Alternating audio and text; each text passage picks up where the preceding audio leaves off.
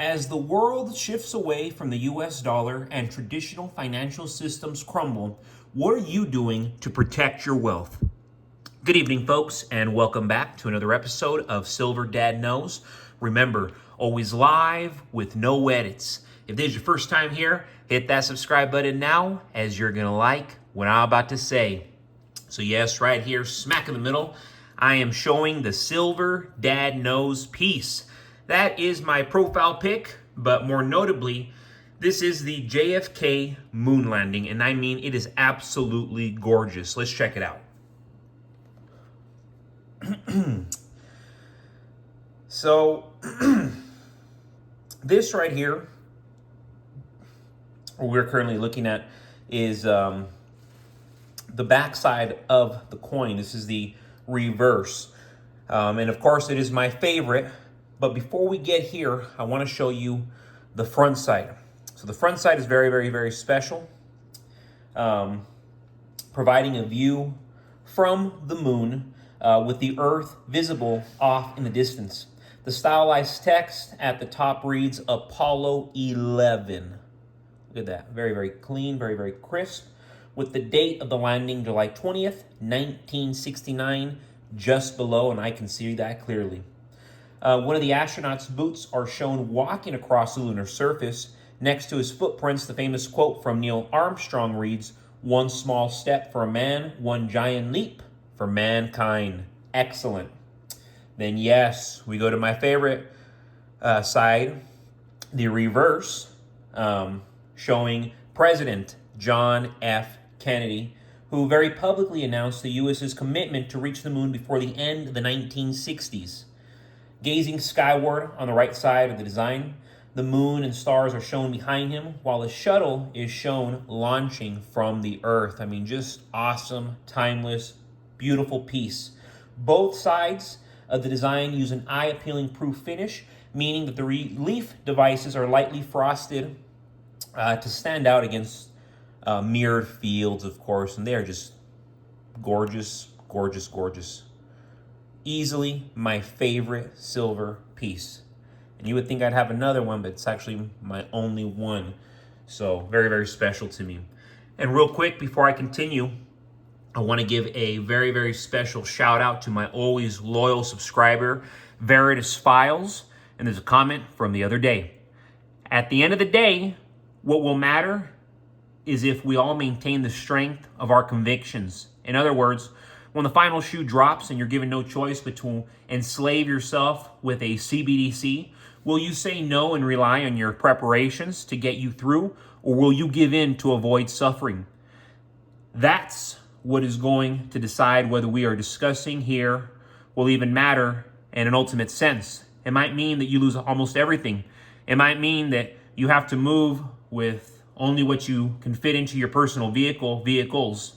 It might mean that you end up in rural Missouri, North Dakota, Idaho, Oklahoma, Arkansas, Oregon, or even Alabama. Are you prepared for that? Are you ready to take it that far? If not, you're probably wasting your time preparing and stacking. Make sure that what you're doing isn't going to ultimately be wasted due to your fear of suffering. You have to preserve, and you have to expect to suffer. Anything else will rob you of your motivation to stick to your long-held and well-justified convictions. Keep stacking. Phenomenal comment right there from Veritas Files, and wow, that hits me hard. You have to persevere, and you have to expect to suffer. Because it's the truth. You have to be able to adapt. You have to be able to keep moving, keep moving. I often dive deep into the discussions around the rise of BRICS and its impact on the US dollar, especially its potential loss of reserve currency status. But today, I want to shift this focus to something that lies at the very core of this global transition toward multipolarity.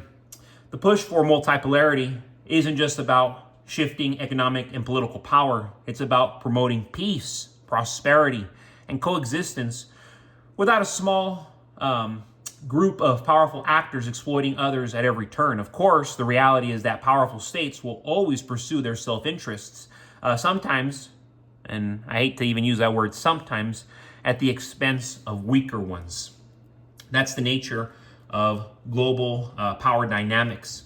It's a balancing act, not a utopia. But what multipolarity strives for is a fairer distribution of power, and that includes both economic and political. In times of economic uncertainty and geopolitical shifts, silver emerges as a crucial asset to safeguard wealth. The developments with BRICS and their new development bank highlight how emerging economies are moving away from the traditional Western financial institutions like the IMF and the World Bank, which come with strings attached, of course. These institutions have been known to impose harsh domestic policies on borrowing countries, effectively forcing them to adopt measures that don't necessarily serve their best interests. Sri Lanka and Ukraine, for example, have both been coerced into adopting harmful policies in exchange for financial aid. This sort of economic strong arming is precisely what many nations in the global south are trying to escape by aligning themselves with BRICS. The new development bank, unlike the IMF and World Bank, offers financing without these damaging conditions, allowing countries to focus on infrastructure and economic development that genuinely benefits their people. It's clear that the global economic landscape is shifting, and with these shifts comes risks to the traditional financial systems many of us rely on. As these powerful nations and financial blocs continue to challenge the status quo, the security of traditional currencies, particularly the US dollar, will waver. Silver, on the other hand, has stood the test of time as a reliable store of value. Investing in silver right now isn't just about hedging against inflation or economic downturns. It's about protecting your wealth from the uncertainties that come with the changing world order.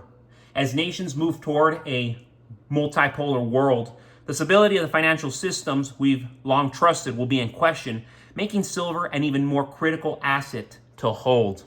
And real quick, before I forget, do not want to forget, 1916 Mercury dime.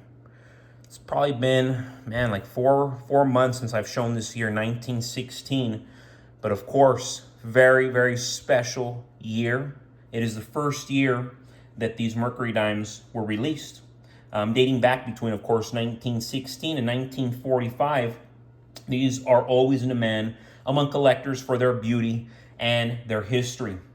In their debut year of 1916, only 264,000 Mercury silver dimes were struck at the Denver Mint.